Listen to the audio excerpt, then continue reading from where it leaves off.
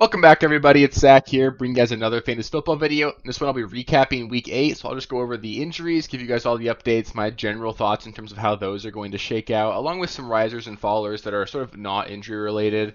The idea here is just sort of give you guys as much of relevant information as I can give you guys covering Week 8, how we can take that going forward without having to go game by game and just breaking everything down. I want to give you guys the most important stuff, and then we'll get into the more of the detailed stuff when we get into like waivers and trade videos and start sits and all that for next week. So I hope you guys enjoy this. We got a lot of fun stuff to talk about. We had a lot of players that maybe are turning the corner here, breaking out a little bit. A couple players that obviously had some really disappointing performances. Those will be some fallers. Then obviously we've got some injuries, as always, to talk about. Never fun to talk about it, but it's also really important to do that. So yeah, that being said, it should be a fun video. Any specific questions you guys have for me or any of that, just let me know in the comments. And otherwise, let's just get into it with the injuries here.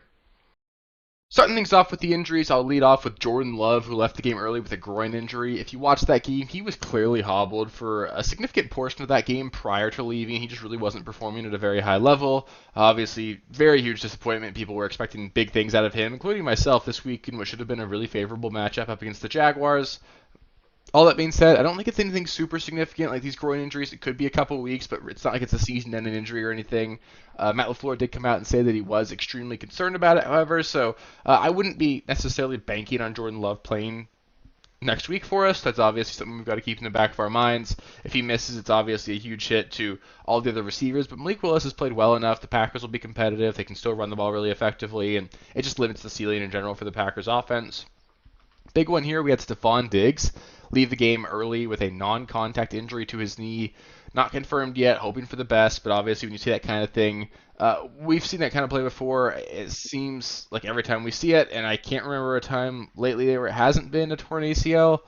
So really hoping he's okay. They've already ruled him out for this upcoming game, so that sucks. He's got an MRI scheduled this week. We'll see what happens, but at least for the significant immediate future, I would not expect Stephon Diggs to be in the lineup. They should get Nico Collins back in Week 10, so it should just be 1 week of just Tank Dell trying to hold down the fort there.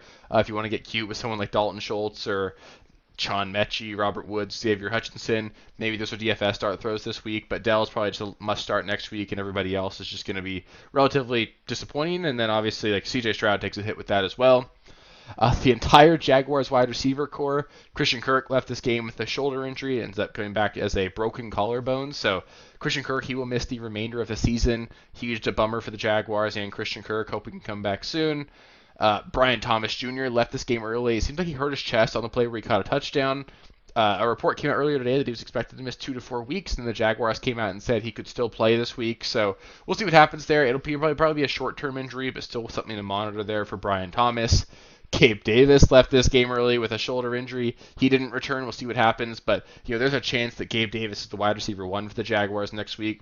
Not exactly something that I'm super excited about, but we'll have to talk about the Jaguars wide receivers quite a bit on waivers probably. Drake May left this game against the Jets early with concussion, and they ended up winning the game regardless, beating the Jets. The Jets have now lost 5 games in a row, so that's obviously a huge disappointment if you're a Jets fan. Drake May, just a concussion. Obviously, don't want to make light of that at all, but at least in terms of time missed, maybe he misses this upcoming game, but should be back in 2 weeks. He was playing really well, too, so hopefully he can get back soon. But until then, Jacoby Brissett, I mean, we saw what this offense was like. You don't really want to start anybody except maybe Ramondre Stevenson again. Kendre Miller left this game early with a hamstring injury. Really a big bummer for him. He just can't seem to stay healthy. He had a couple of really nice runs in this game, too. So that sucks. It's just going to be a lot of Alvin Kamara going forward, and obviously that's no surprise. So Kamara is just a locked and loaded RB1 going forward. Jordan Mason left this game early with a shoulder injury, the same one he hurt 2 weeks ago against Seattle.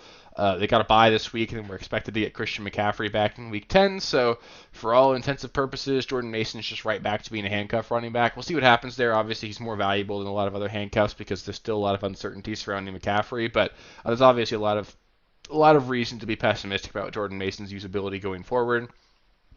Deebo Samuel left this game early with a rib injury. Sounds like it's nothing serious. He should be back for Week 10. And note again, they've got the bye, so hopefully he's okay by then. Sterling Shepard left the game early with a hamstring injury. It's just going to open up more opportunities for the rest of the Buccaneer pass catchers. And then on the Monday night game, we had Tyrone Tracy absolutely balling out. Left the game early with concussion. Not confirmed there, but he took a hit in the head. His head slammed against the back of the ground. Hopefully he can get back soon. Short week here, so I'd expect him to miss next week, but then hopefully he can come back in Week 10. Hopefully he can come back in Week 9 because the dude's playing awesome. He's super fun to watch right now. On to some risers here. I'll start things off with Marvin Harrison, who was a follower last week, but Harrison came out and balled out this week, obviously putting up 6 catches for 112 yards and a touchdown. Made like every single catch he made was extremely impressive and it's extremely difficult.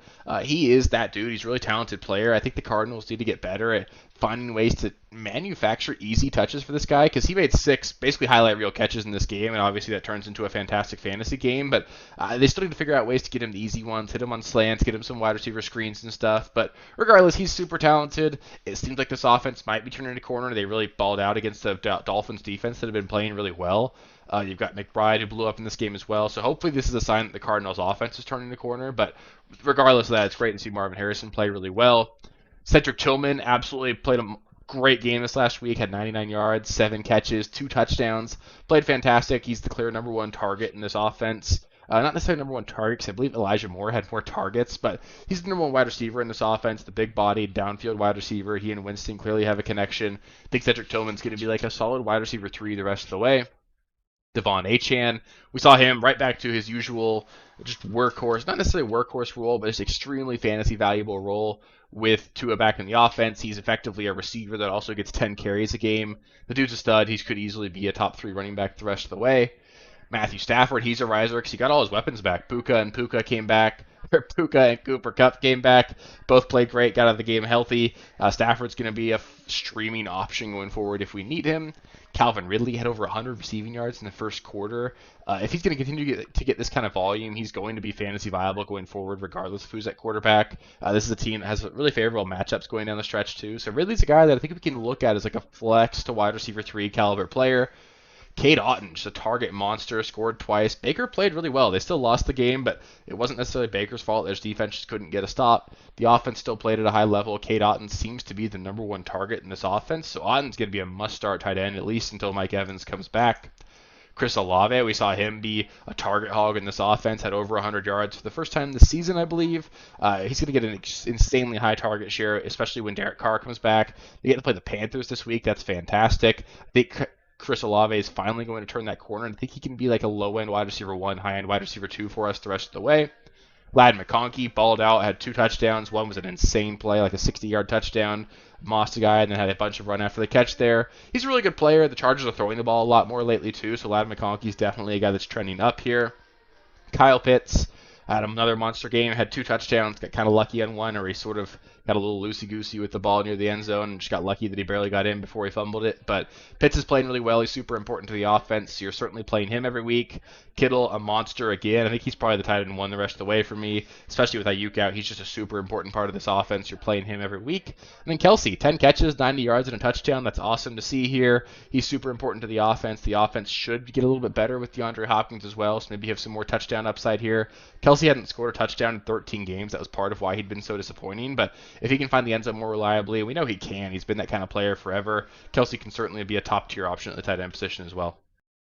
Not quite as many followers this week, so that's good. I guess. But we did obviously have a lot of players play really well this week, but there were still some players we want to highlight here. Anthony Richardson, a very significant follower, just can't complete passes. The dude's struggling so hard. His receivers didn't help him out. He could have had a couple big plays that his receivers dropped, but outside of a basically broken play, 70-yard touchdown, Anthony Richardson couldn't hit the broadside of a barn. Really bad look, too. He took himself out of the game because he was tired and needed a breather. I get it. Like every other position gets to, but the quarterback just doesn't get to do that. So it's a really weird look. It's not great, especially for a guy who's not exactly very secure in his job there. Richardson's a guy, he can be on waivers. He will have some big game at some point here, but like they're talking about it like they could go back to Flacco at some point. I believe the Colts are 4-4 right now as well, so they're still in it. I think they could potentially give Richardson some time to really try and tune things up on the bench there. So we'll see what happens with him, but he's a huge follower. Jordan Addison, big follower as well, was uninvolved on Thursday and just sort of seems generally unhappy, unsatisfied in Minnesota, and now you're going to get TJ Hawkinson back here soon, so he's unsatisfied with his role in the offense. They've obviously got Justin Jefferson. He's never going to be the 1 there, and then TJ Hawkinson's going to come back and potentially be the 2, so Addison takes a big hit here. Jordan Mason, talked about him on the injuries as well, but we could very well get Christian McCaffrey back in Week 10, so it's very possible that this was the last week of Jordan Mason even being startable this season, so he's a significant follower. At this point, I view him as basically a handcuff that's really only valuable to the person that has McCaffrey. Trevor Lawrence, significant follower. We just had his entire wide receiver core go down, so that obviously sucks. nobody was really relying on him anyway, but obviously that's a downward move there for him. CJ Stroud continues just to not get it done for fantasy, and now he lost Stephon Diggs. It's going to be tough for him to be a reliable fantasy asset. He doesn't run the ball enough, not doing enough through the air. I think CJ Stroud is a streaming option at best going forward, and he doesn't really have elite weapons right now, so that's not great. And then Jayden Reed, just a small follower, but it's been a little bit since we've seen him perform at a high level, and now you're probably going to see Jordan Love at least missed a little bit of time. Romeo Doubs has sort of been operating as number one wide receiver lately. So I think Jayden Reed, we got really excited about him as potentially like a wide receiver 1 caliber guy just a few weeks ago. I view him more as like a wide receiver 3 to flex caliber receiver the rest of the way.